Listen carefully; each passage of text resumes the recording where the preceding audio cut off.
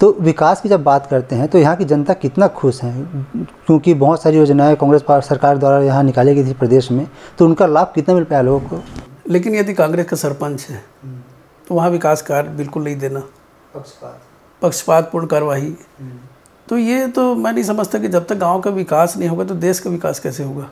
अगर 2018 में उनका अगर समर्थन कांग्रेस को रहता या फिर इस बार भी जैसे पार्टी में रहते तो जीत का अंतर आपको मिला है लगभग 12,000, वो कितना रह सकता था? उस समय की जो गतिविधि थी वो भारतीय जनता पार्टी के प्रत्याशी को फायदा दिलाने के लिए ऐसा किया गया था। तो आपके पास मुद्दे क्या थे? क्षेत्रीय मुद्दे थे या फिर जो प्रदेश में जो आपकी कांग्रेस की सरकार थी उनकी जो उपलब्धियां थी उनको लेकर जा रहे थे? तो हम चाहते हैं कि हम युवाओं को अपने ओर अट्रैक्ट किए कि हम रोजगार के अवसर उपलब्ध कराएंगे आपको। हमारे पास वो स्किल्स हैं, लेकिन जो जब रोज़गार की बात आती है तो हमें जो एक लोकल जो पर्सन होते हैं उसको रोज़गार न देके जो बाहरी लोग हैं उनको रोज़गार में रख रहे हैं, तो ये बहुत बड़ी चुनौती है आपके सामने। ये है, ये तो हमको देखने मिला है और हम अभी आगामी विधानसभा में भी पूछने वाले हैं इस प्रश्न को कि, और सभी इकाइयों में हम अपना लेटर जारी कर चुके हैं। कांग्रेस अपनी हार को पचा क्यों नहीं पा रही है?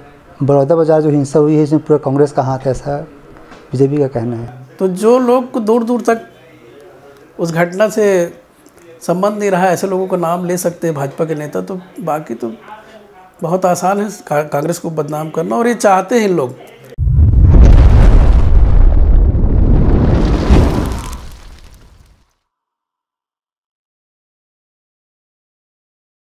नमस्कार, आप सभी दर्शकों का एक बार फिर से बहुत बहुत स्वागत है। आप देख रहे हैं TNR न्यूज़ का खास कार्यक्रम सवाल जवाब का है और मैं हूं आपके साथ रुपेश ठाकुर। साथियों, जैसे कि आप जानते हैं इस कार्यक्रम के माध्यम से हम लगातार अलग अलग विधानसभा और लोकसभा क्षेत्रों में जा रहे हैं, नेता मंत्री विधायक और सांसदों से आपकी मुलाकात करवा रहे हैं और जानने का प्रयास कर रहे हैं उनकी ज़िंदगी की सफ़र और संघर्ष के बारे में। आज हमारे साथ मेहमान है भाटापारा विधानसभा क्षेत्र से विधायक इंद्र साव जी। सर, आपका बहुत बहुत स्वागत है। बहुत बहुत धन्यवाद आपका जी। राजनीतिक चर्चा की शुरुआत करेंगे, लेकिन उससे पहले हम जानना चाहते हैं कि कौन है इंद्र साव जी, कैसे राजनीति में शिक्षा दीक्षा क्या रही, क्या क्या पड़ाव आपके सामने आए? जी, हमारा परिवार प्रारंभ से कृषक परिवार है और हमारे दादाजी सन 65-67 में पार्षद रहे और उसके बाद जो पीढ़ी है वो पूर्णतः सर्विस क्लास रहे। सब हमारे यहाँ बाबूजी टीचर रहे, हमारी भाभी टीचर है, हमारी धर्मपत्नी टीचर है, हमारी बेटी टीचर है। तो कुल मिला के हम ये कह सकते हैं कि एक शिक्षक परिवार से एक कृषक परिवार से इस समय विधायक है भाटापारा में। और मेरे राजनीतिक गुरु के रूप में मेरे स्वर्गीय पिताजी रहे, जो राजनीति शास्त्र में MA किए थे, और मैं अपनी जो भी गतिविधि है उनके माध्यम से ही शेयर करता था।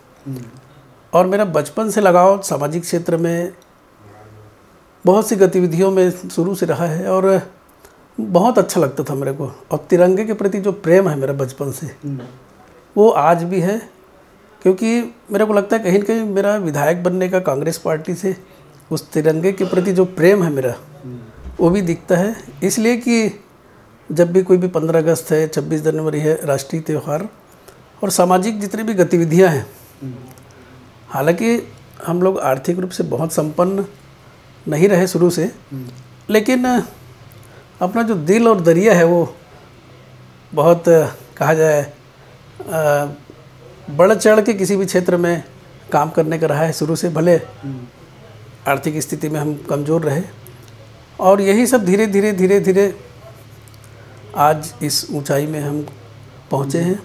और राजनीति में आना तो एक एक्सीडेंटल मुझे जो लगता है, इसलिए कि मेरे को अच्छा से ख्याल है 1999 में हमारे भाटापारा के वरिष्ठ नेता हमारे घर आए, बाबूजी को बोले कि आप रिटायरमेंट हो गए हैं और हमको इस वार्ड में कांग्रेस का कोई अभी तक पार्षद नहीं बना है, तो हम चाहते हैं कि आपको टिकट दें और आप चुनाव लड़ें।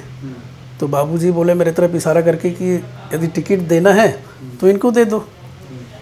बस वहीं से हमारी राजनीति की शुरुआत है और पहले बार हमको टिकट मिला पार्षद का 1999 में और 2019 तक हम लगातार 20 साल पार्षद रहे। और उस वार्ड में पहले भाजपा और कम्युनिस्ट के पार्षद बनते थे। जब हमें टिकट दिया गया तो पहली बार कांग्रेस जीती और अच्छे वोट से जीती। जी, क्या ये भी सच है कि जितने बार भी आप पार्षद में जीत कर आए सबसे ज़्यादा वोट आप ही को मिले वार्डों में? जी, पहले शुरुआत में हम जब लड़े तो सबसे ज़्यादा वोट, दूसरे बार भी तीसरे बार भी ऐसा मैंने सर्वाधिक मत से, मतलब जनता का और मतदाता का जो प्रेम हमारे प्रति जो देखने मिला वो प्रारंभ से, जब से हम सामाजिक क्षेत्र में जुड़े थे या जब राजनीति में भी आ गए तो, और आज भी जो लगाव है वो ये सब देखने मिलता है। जब आपके पास आए कि आपको टिकट देना पार्षद की, तो कांग्रेस, तब आपके मन में था कि मुझे कांग्रेस जाना है या बीजेपी में जाना है? एक विचारधारा रहती है, तो उस समय आप डिसाइड नहीं कर पाए थे कि मुझे कांग्रेस जाना है, बीजेपी जाना है? नहीं, हमारा तो पारिवारिक बैकग्राउंड तो कांग्रेस का ही रहा है शुरू से। हमारे दादा भी पार्षद रहे, तो उनका जो लगाव पार्टी के प्रति रहा तो वो तो कहीं न कहीं जीन में रहता है। तो कांग्रेस पार्टी के प्रति तो प्रेम तो शुरू से है, और पार्टी ने हमें लगातार 4 बार टिकट दिया, और आज इतने दिग्गज लोग के रहते भी हमको यदि उनके बीच से चुना गया तो कहीं न कहीं पार्टी को भी लगता है कि उस लोग योग्य है। जी, जब आप पहली बार पार्षद बनकर आए तो तब आपको लगा था कि एक दिन ये भी समय आएगा जब आप अपने आप को विधायक बनकर देखेंगे? मैं एक्चुअल में वर्तमान को पहले देखता हूँ, क्योंकि जब हमारा वर्तमान अच्छा रहेगा तो भविष्य तो ऑटोमेटिक बनना ही है। तो कभी कभी लगता था 3 बार 4 बार जब पार्षद बन गए तो ऐसा भी कभी समय आ सकता है। और 21 में हमारे बाबूजी नहीं रहे, आज वो होते तो बहुत खुश होते, इसलिए कि एक वीडियो क्लिप है उसमें वो किसी को बता रहे हैं, किसी रिश्तेदार को, कि 2018 में भी चल रहा है उनका टिकट का, यदि अभी नहीं मिला तो आगामी तो मिलना ही है उनको, ऐसा एक वीडियो भी है। तो कहीं न कहीं उनका भी आशीर्वाद हमारे ऊपर बना रहा शुरू से, भले हमारे बीच में नहीं है, लेकिन एक मेरे राजनीतिक गुरु रहे और उनकी भी जो मंशा थी, जो इच्छा थी वो पूरी हुई है। जी, 2018 में भी आपने प्रयास किए थे कि आपको टिकट मिले, लेकिन आपको नहीं मिल पाया। तो क्या जब 2018 में जो चुनाव का परिणाम आया था, अगर आपको टिकट मिला रहता तो परिणाम दूसरा हो सकता था? बिल्कुल बिल्कुल मिलता है, इसलिए कि उस समय हमारे कांग्रेस के पक्ष में बहुत ज़बरदस्त माहौल था। आज तो हम विकट परिस्थिति में चुनाव जीते हैं, हमारे दिग्गज नेता जिस भी कारण से नहीं जीत पाए, लेकिन 18 का चुनाव जो होता है उसमें तो हमको तो लगता है हम 50,000 वोट से जीतते।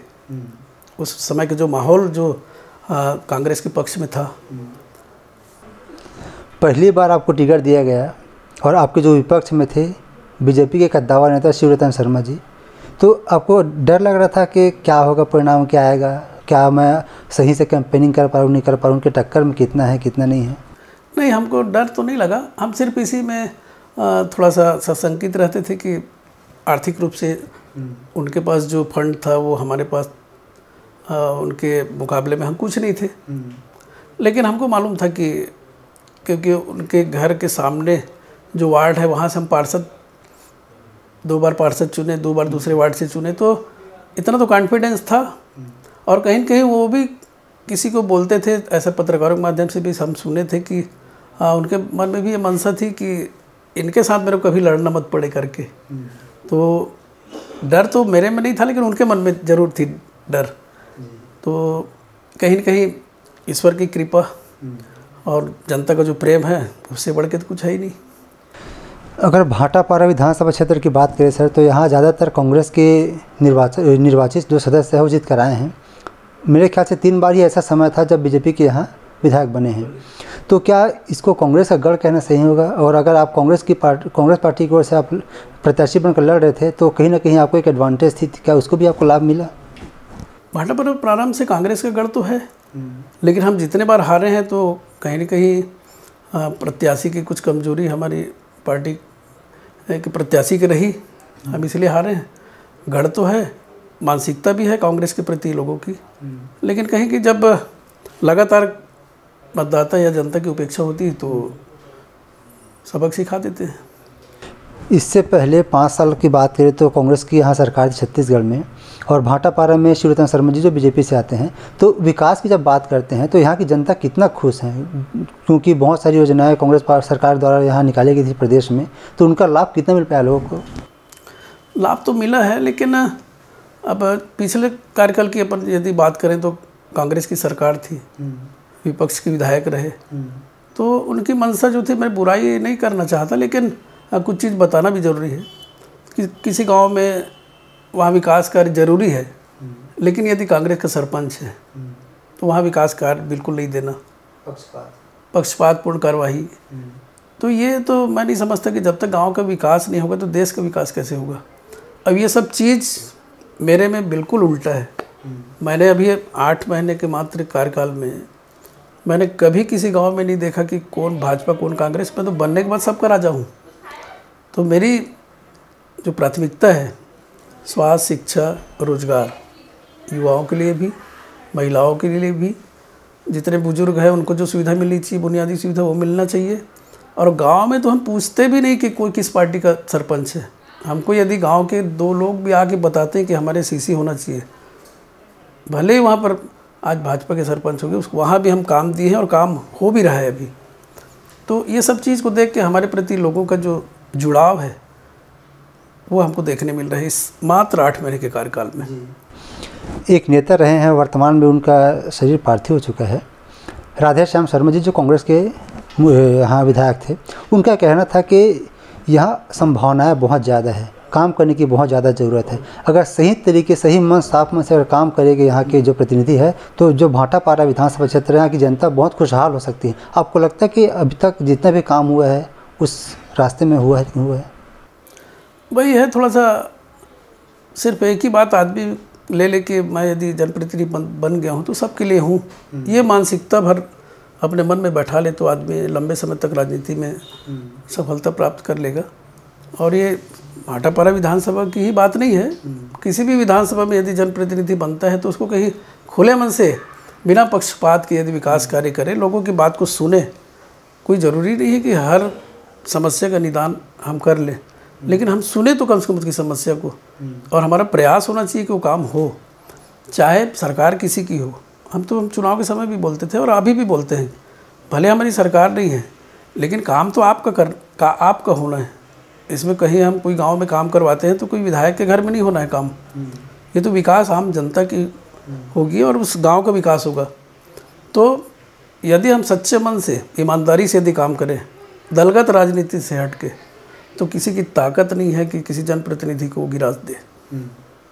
क्या सर ये इस बात में सच्चाई कितनी है, जैसे जो चैतराम सर हैं वो भी टिकट के लिए अपनी दावेदारी किए थे और जब नहीं मिला तो JCCJ में चले गए और बहुत सारा वोट काट भी लिए। अगर 2018 में उनका अगर समर्थन कांग्रेस को रहता या फिर इस बार भी जैसे पार्टी में रहते तो जीत का अंतर आपको मिला है लगभग 12,000, वो कितना रह सकता था? आज वैसे उस समय JCC का थोड़ा सा प्रभाव तो था, तो उस समय वो 1 साल पहले से टिकट फाइनल हो गया था, जबकि राजनीति में ऐसा हम देखे नहीं भाई कि 1 साल पहले किसी की टिकट फाइनल होता है।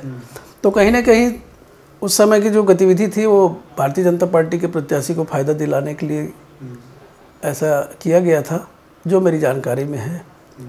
और यदि वो प्रत्याशी नहीं होते तो वो जो वोट है वो बीजेपी में कन्वर्ट होने का चांस ज़्यादा था। जी, अगर भाटापारा विधानसभा क्षेत्र की बात करें, जब चुनाव के दौरान कैंपेनिंग के लिए आप निकलते थे तो आपके पास मुद्दे क्या थे? क्षेत्रीय मुद्दे थे या फिर जो प्रदेश में जो आपकी कांग्रेस की सरकार थी उनकी जो उपलब्धियां थी उनको लेकर जा रहे थे? देखिए, मेरे क्षेत्र में हमारा जो जिला है वो पूर्णतः औद्योगिक इकाई से पटा हुआ है और बहुत सी इकाइयाँ अभी स्थापित हो रही हैं।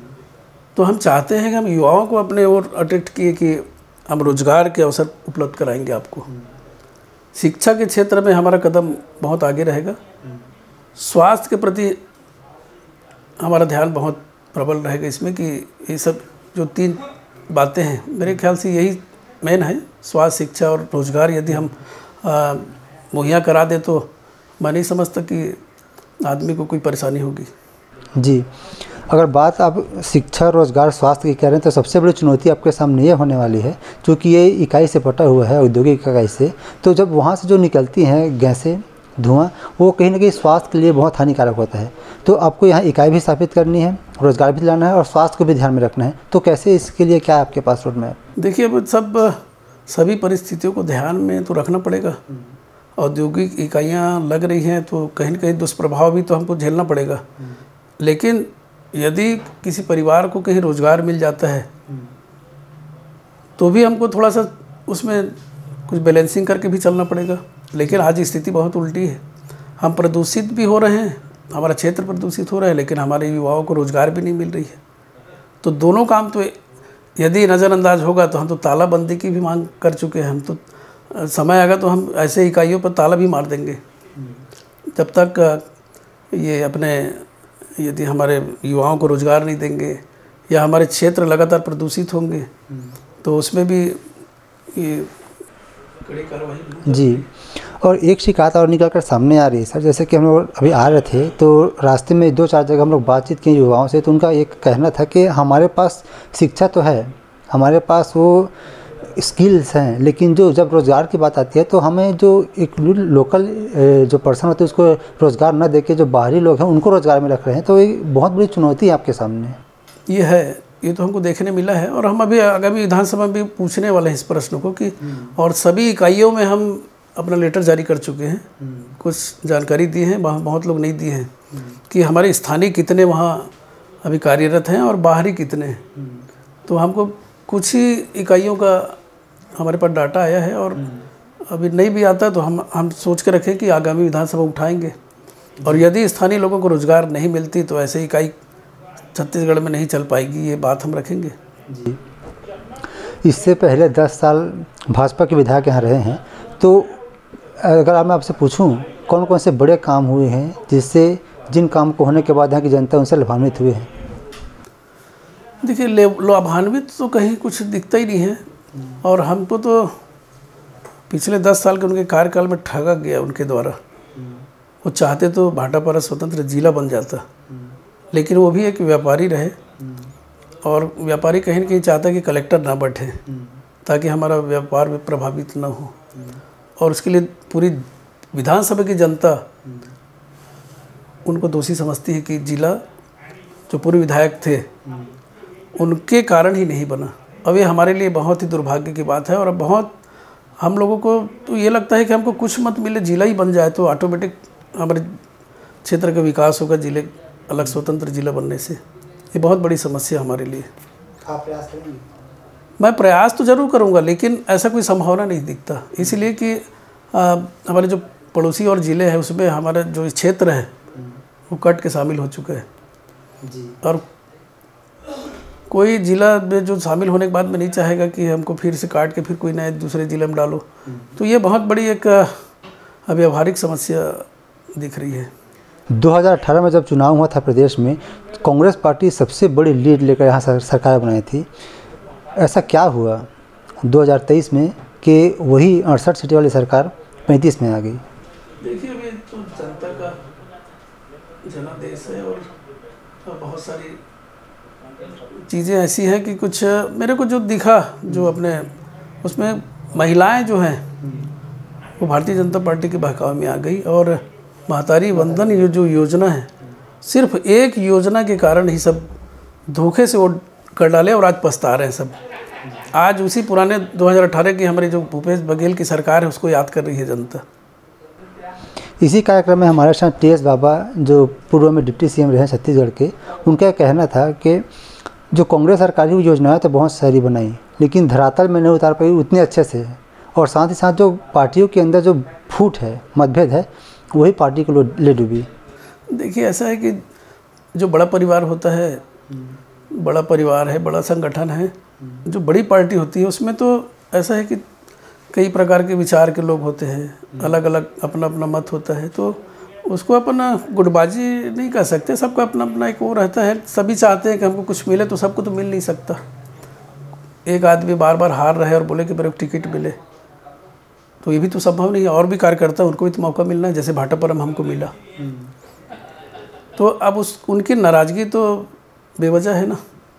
इसी प्रकार की और भी कुछ कुछ समस्या है जो कांग्रेस को हराने में एक फैक्टर और काम किया ऐसा लोगों को लगता है, वो है जो आरोप लगे हैं नेता के ऊपर करप्शन के, या फिर अगर पार्टी की बात करें तो पार्टी का जो प्रमुख है उनका ये कहना है कि जो ईडी, सीबीआई और आईटी का जो रेट पड़ी है वो पार्टी को कमज़ोर किया है। क्या लगता है दोनों में से आपको? देखिए, ये तो जो लगातार जो कांग्रेस के प्रति जो सीबीआई है, इनका जो कार्रवाई जो है ये तो दुर्भावनावश हुई है, तो आम पब्लिक जानती है। क्योंकि भ्रष्टाचार कांग्रेस के ऊपर लगा रहे हो, लेकिन वही काम बीजेपी के नेता किए हैं उसको आप क्लीन चिट दे रहे हो। ये ऐसे हम बहुत सारी चीज़ें देखें। आज महादेव ऐप वाली जो बात चली, तो आप क्यों चला रहे हो? यदि उसमें घोटाले वाली बात थी, उसमें इतना लंबा चौड़ा करप्शन था, तो उसको तो तत्काल सरकार बनते ही बंद हो जाना था ना। तो कथनी करने में बहुत अंतर है, आरोप लगाना बहुत आसान है। एक बात और सर मैं आपसे जानना चाहूँगा पर्सनल रूप से, जब जो 2.5 साल की बात आ रही थी सीएम साहब के लिए कुर्सी के लिए, तो क्या ये भी एक फैक्टर है कांग्रेस के हार के पीछे का? देखिए, ये ऊपर लेवल की बात है और हमारी जानकारी में बिल्कुल नहीं है, क्योंकि पेपर में जो पढ़ते थे या जो सुनते थे, तो उस पर हमको कुछ टिप्पणी करना उचित नहीं समझता।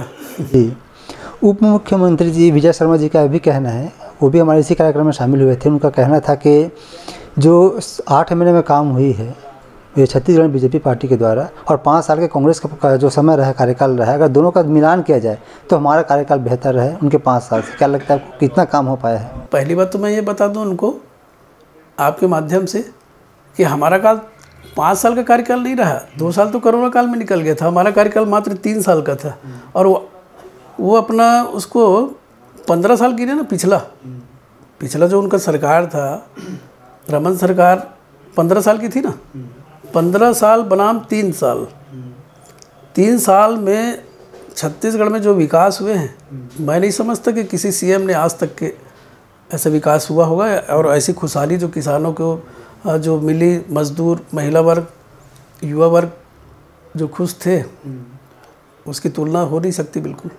जी, आम जनता धर्म संकट में फंसे हुए हैं कि किस पार्टी को सही माने और किस पार्टी को गलत, क्योंकि जिनकी भी सरकार यहाँ बनती है, चाहे कांग्रेस की बनी तो कवर्धा में झंडा विवाद हुआ, बीरनपुर में ये सामुदायिक हिंसा हुई, और जब बीजेपी की सरकार है तब भी से विवाद की घटना अभी भी चल रही है। तो ये जो घटना है पार्टी अपने हितों के लिए या फिर नेता अपने फायदे के लिए करती है, तो इसमें तो जनता पीसी जा रही है। क्या लगता है आपको? देखिए, समय स्थिति के हिसाब से बहुत सारी परिस्थितियाँ सब बनते बिगड़ते रहती है, और राजनीति का जो स्तर है तो मूल्यों पर होनी चाहिए, लेकिन वो आजकल दिखता नहीं है। लेकिन आने वाला भविष्य ये भी आएगा कि राजनीति भी साफ़ सुथरी होगी, जब साफ़ सुथरे लोग जब इसमें जब आएंगे, क्योंकि वो दूरी बनाते हैं, और दूरी बनाने का जो कारण है, इसीलिए थोड़े से अच्छे विचार के लोग नहीं आ पाते उसमें। आपने बहुत महत्वपूर्ण बात कही कि जो साफ़ सुथरे छवि के लोग हैं उनको राजनीति में आना चाहिए, और राजनीति में नहीं आ पा रहे हैं। इसके लिए आपको क्या लगता है क्या कारण है? क्योंकि यहाँ भी पैसे की ज़्यादा हो गई, या फिर अपने पावर को बनाए रखने के लिए उनको किनारे कर देना, क्या लगता है आप? अब खैर ये सब अपनी अपनी सोच है। कुछ लोगों की अपनी मजबूरी होती है कि कुछ लोग जो साफ़ सुथरे जो लोग हैं वो लोग कुछ चाहते हैं कि राजनीति ठीक नहीं है। वर्तमान परिस्थिति को देखो तो अब हम अपने डिप्टी सीएम की बात करें, विजय शर्मा जी की, कितनी बड़ी बड़ी बातें करते थे, लेकिन आज धरातल में कहीं कुछ नहीं दिखता। इतना अपराध का गढ़ बन गया छत्तीसगढ़। तो ये सब चीज़ है, तो इसको देख के भी कुछ लोग नहीं आना चाहते कि आदमी पहले क्या बोलते थे और आज पद में आने के बाद में देखो उनका कार्यकाल कितना भयानक लग रहा है आज छत्तीसगढ़ में। हमको तो समझ नहीं आता कि आने वाला 4 साल में क्या होने वाला है। जी, कांग्रेस अपनी हार को पचा क्यों नहीं पा रही है? बड़ौदा बाजार जो हिंसा हुई है इसमें पूरा कांग्रेस का हाथ है, ऐसा बीजेपी का कहना है? नहीं, बीजेपी को क्या है, आरोप लगाना बहुत आसान है उनको। वो तो ऐसा आरोप लगा दिए उस घटना से कि भाटापारा के विधायक और कसडोल के विधायक भी उस घटना में शामिल थे, ऐसा बोल दिए। बताओ, इतनी बड़ी सफ़ेद झूठ बोल दिए।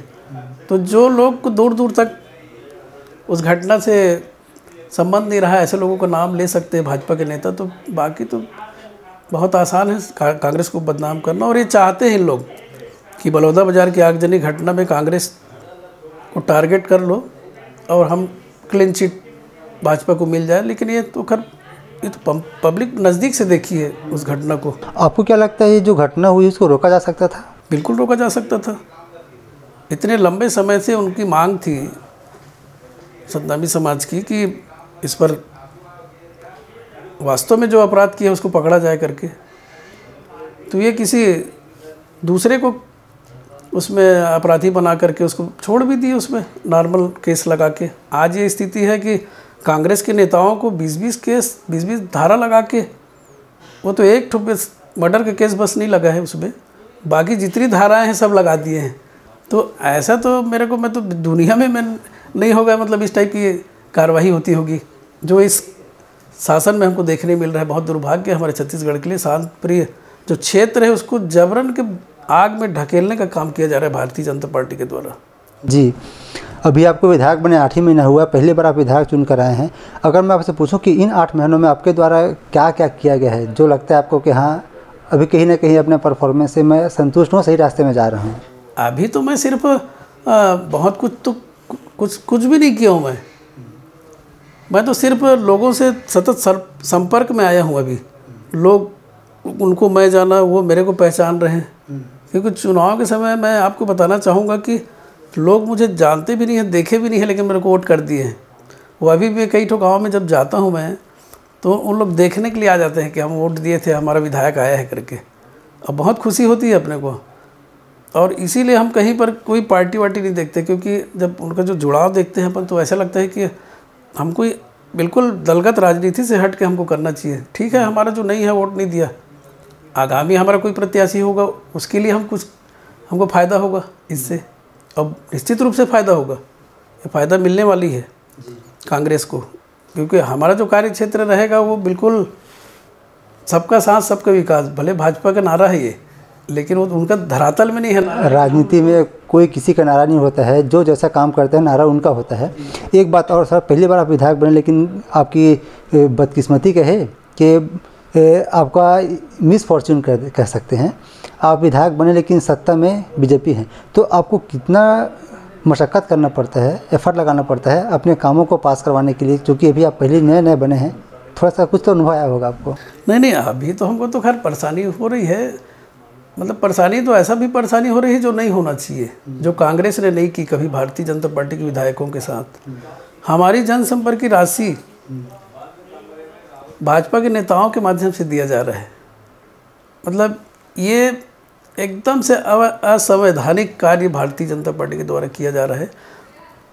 हमारा जो निधि है, निधि में भी इनके द्वारा जो पक्षपातपूर्ण कार्रवाई किया जा रहा है काम में।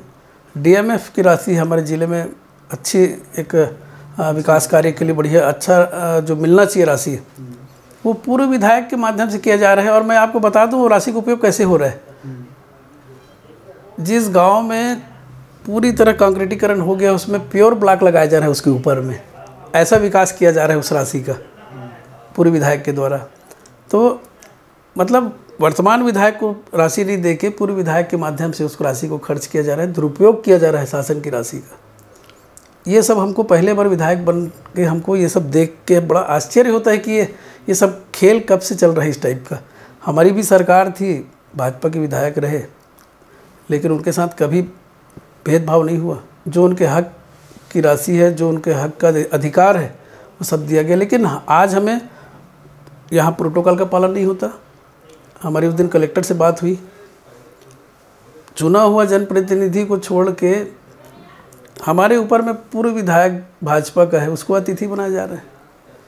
ऐसा दुर्भाग्य हमको तो बड़ा आश्चर्य होता है और बहुत दुख भी होता है, मतलब कि ऐसा भी हमारे प्रदेश में चल रहा है। लेकिन हमको इससे कोई तकलीफ भी नहीं है। जिनकी जैसी चरित्र है उसके हिसाब से ही काम होता है जी। आने वाले 4.5 वर्षों के लिए आपके पास क्या प्लान है? क्या जो ऐसे मुख्य क्षेत्र है जहाँ आप काम करने चाहते हैं, और कौन से मुद्दे जिसको आप उठाना चाहते हैं? देख, मेरा तो ऐसा है कि हमारे शिक्षा के क्षेत्र में भी शिक्षकों की बहुत कमी है जो अपन घूमते हैं, और इनसे ऊपर उठे अपन तो बहुत बड़ी समस्या आ रही है अवैध शराब की, जिसके लिए हम चुनाव जीतने के तत्काल बाद हम 15 दिन धरना प्रदर्शन कर दिए थे, और उसमें भी कुछ कार्रवाई नहीं दिखी तो हम NH 130 में चक्का जाम किए थे। तो उसमें भी हमारे 40-50 कार्यकर्ताओं के ऊपर अपराध कायम हो गए हैं, लेकिन उसमें लगाम नहीं लगी। आज पूरी तरह से शासन लिप्त है उसमें। और हमारे यहाँ तो और बताऊँ एक कि MP और UP की अवैध शराब आ रही है यहाँ, और यहाँ सप्लाई होती है। हम लोग जब प्रशासन से बात करते हैं तो उनके द्वारा पूछा जाता है कि बताइए ये कौन कर रहा है करके, नाम भी बताते हैं हम उनको। तो जब हमको नाम बताते हैं तो उनको बाकायदा फ़ोन करके अलर्ट कर दिया जाता है कि विधायक निवास से फ़ोन आया है और आप लोग थोड़ा सावधानी से काम करें। ये स्थिति चल रही है। सिर्फ ये 8 महीने गुजरे हैं अभी, हमको बड़ा आश्चर्य होता है कि आगे का समय कैसे निकलेगा। हम तो अपनी लड़ाई तो खैर लड़ेंगे, हम तो विपक्ष में हैं और विपक्ष में तो लड़ने में अच्छा भी लगता है, और हम जो गलत चीज़ है उसी के खिलाफ ही लड़ेंगे। यदि सरकार अच्छा काम करेगी उसका तारीफ भी करेंगे, उसका स्वागत भी करेंगे। अगर इंद्र साहू जी विधायक नहीं होते, राजनीति में नहीं आ रहे तो क्या करते रहते? जी, मैं आपको पहले ही बताया, एक्सीडेंटल राजनीति में आना मेरी इच्छा पहले थी फौज में जाने की। मैं देश की सेवा करना चाहता था। सीमा में मेरा कोई एक पता नहीं पिस्टल और गन और इससे पता नहीं एक लगाव अलग था शुरू से, बचपन से। तो इत्तेफाक ये होता था कि 11वीं के समय से ही मैं अप्लाई करना शुरू कर दिया था, और हम खुले बदन खड़े रहते थे घंटों लाइन लगा के फिजिकल टेस्ट के लिए। लेकिन दुर्भाग्य है कि हमारा वज़न कम हो जाता था। वज़न हमारा 50 किलो नहीं होता था, और उसी चक्कर में हमारा फौज में नहीं हुआ। हम उसके बाद लगातार सब इंस्पेक्टर पुलिस लाइन में जाना चाहे, उसमें भी सफलता नहीं मिली। मेरी शिक्षा MSc है, B.Ed भी किया हूँ, और परिवार भी वेल एजुकेटेड है सब। बाबूजी टीचर रहे तो सवाल ही नहीं होता। वो तो फिर वो चाहते नहीं थे हम राजनीति में जाएं, लेकिन समय ऐसा कुछ आया कि। आप अपना राजनीतिक भविष्य कहाँ तक देखते हैं? मंत्री, मुख्यमंत्री, प्रधानमंत्री? नहीं, मैं वर्तमान में जीता हूँ। मैं आपको पहले ही बताया कि जब वर्तमान अच्छा रहेगा तो भविष्य तो ऑटोमेटिक। और मैं महत्वाकांक्षी बहुत ज़्यादा पालना नहीं चाहता, क्योंकि तकलीफ़ होती बाद में कुछ चीज़ नहीं मिलती तो। लेकिन विधायक तक का सफ़र तो इच्छा में रही वैसे शुरू से, और वो मिला भी। और सबका मैं चाहता हूँ कि ऐसी आशीर्वाद मेरे ऊपर बना रहे। और मेरे आर्थिक क्षेत्र में किसी को लूट खसोट करके पैसा कमाने का बिल्कुल नहीं रहा है। मेरा बिल्कुल कहीं ना बैंक बैलेंस है, न मेरा व्यक्तिगत रूप से कहीं कोई ज़मीन जायदाद है। ये घर भी आप जहाँ पर बैठे हैं, ये भी हमारे बाप दादाओं की संपत्ति है। हमारे बड़े भैया लोग हैं, बहुत बढ़िया, उनका सबका आशीर्वाद रहता है। और मैं तो सिर्फ फॉर्म भरता हूँ कोई भी चुनाव लड़ने के लिए। चुनाव पूरा परिवार लड़ता है मेरा। जी, बहुत धन्यवाद सर, आप हमसे जुड़े इसके लिए। जाते जाते हमारे माध्यम से कुछ संदेश देना चाहेंगे अपने विधानसभा क्षेत्र की जनता को? मैं तो चाहता हूँ कि हमारे क्षेत्र की जनता हमारे ऊपर ऐसी प्रेम बरसाती रहे, और हम भी उनके जितने भी दुख सुख है, उनकी समस्याएं हैं, उनके निराकरण के लिए हम हमेशा तत्पर रहें। हमारी प्राथमिकता रहेगी। हम आपको शुरू से ये बात बोलते आए हैं कि जब भी चुनाव में हम जाते थे बोलते थे कि इस समय आपको आपके घर परिवार का एक बेटा के समान विधायक मिलने वाला है। हमारे युवा साथियों को हम बोलते थे कि देख, अपन दोस्त जैसे विधायक मिलने वाला है करके, और वो सब हुआ है। आप लोग आशीर्वाद हमको जब भरपूर दिए हैं, तो हम चाहते हैं कि हम आपके सेवा भी भरपूर रूप से करें। हमारी प्राथमिकता रहेगी स्वास्थ्य, शिक्षा के और रोजगार के क्षेत्र में हम बढ़ चढ़कर काम करें। और हम चाहते हैं कि हमारे विधानसभा की सभी जनता, युवा, जो बुजुर्ग हैं, महिलाएं हैं, युवा साथी हैं, सबका बढ़िया सहयोग मिलते रहे, और हम साथ मिल कर के हम अपने क्षेत्र का विकास करें। तो आप सुन रहे थे भाटापारा विधानसभा क्षेत्र से विधायक इंदर साहू जी को। फिलहाल इस कार्यक्रम में इतना ही। अगली बार आपसे फिर होगी मुलाकात एक नए कार्यक्रम में नए मेहमान के साथ। तब तक के लिए अनुमति दीजिए। नमस्कार।